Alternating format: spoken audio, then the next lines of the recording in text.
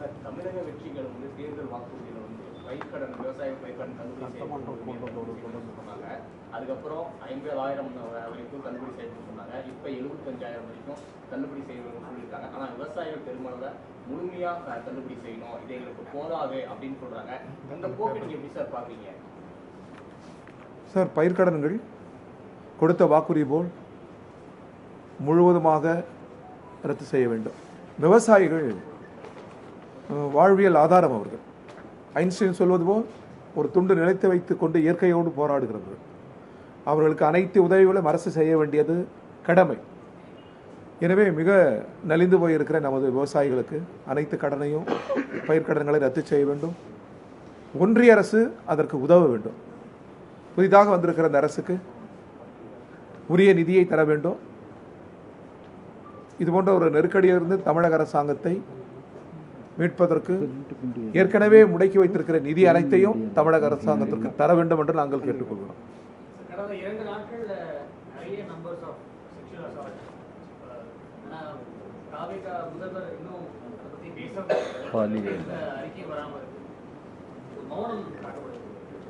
இல்லை, தமிழக அரசாங்கத்தின் சார்பில் இந்த அநீதிகள் கூடாது, இதை தடுப்போம், உரிய நடவடிக்கைகள் எடுப்போம் என்று அரசு அதிகாரிகளும் வெவ்வேறு அமைச்சர்களும் பேசுகிறார்கள். தமிழக முதல்வரும் இது குறித்து பேச வேண்டும். தமிழ் மக்களுக்கு ஒரு நம்பிக்கையை உருவாக்குவதற்கு முதல்வர் பேச வேண்டும் என்று நாங்கள் கேட்டுக்கொள்கிறோம். மீண்டும் சொல்கிறோம், அரசுக்கு கூடுதல் பொறுப்பு இருக்கிறது, தமிழ் சமூகத்திற்கும் கூடுதல் பொறுப்பு இருக்கிறது. நாம் அனைவரும் ஒன்று கூடி இன்று இந்த அநீதிக்கு எதிராக ஊர்தோறும் போராட முன்வர வேண்டும்.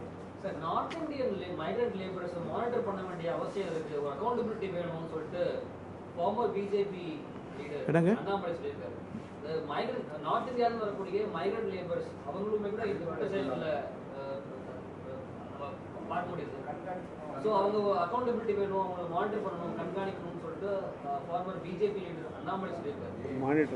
நிச்சயமா தொழிலாளர்கள், உலகத்தில் தொழிலாளர்களால் எந்த பாதிப்பும் இல்லை.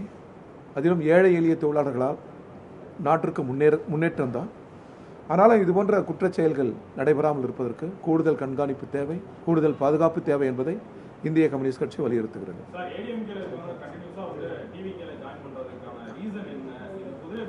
அது அவங்கள நீங்கள் கேட்டீங்களா கூட்டத்தில் அதிமுக தலைமையை கேளுங்க, அவங்க விலைக்கு சொல்லுவாங்க. போகிறவங்கள கேளுங்க, விலைக்கு சொல்லுவாங்க.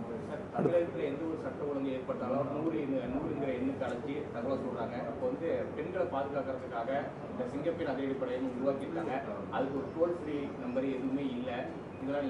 இதெல்லாம் கவனத்தில் எடுத்துக்கொண்டு அரசு அதை நிவர்த்தி செய்ய வேண்டும் என்று நான் கேட்டுக்கொள்கிறேன். அந்த குறைகளை எல்லாம் திருத்தி அதை வலுப்படுத்த வேண்டும். சிங்கப்பெண்களுக்கு மட்டுமல்ல, சிங்கப்பெண்ணுக்கும் நாம் உறுதுணையாக இருக்க வேண்டும்.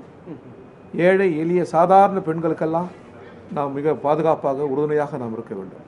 சரி, முடிச்சிடலாம். நன்றி நன்றி நன்றி, எல்லாருக்கும் நன்றி. தமிழ்நாடு சட்டமன்றம் கூடுகிறது.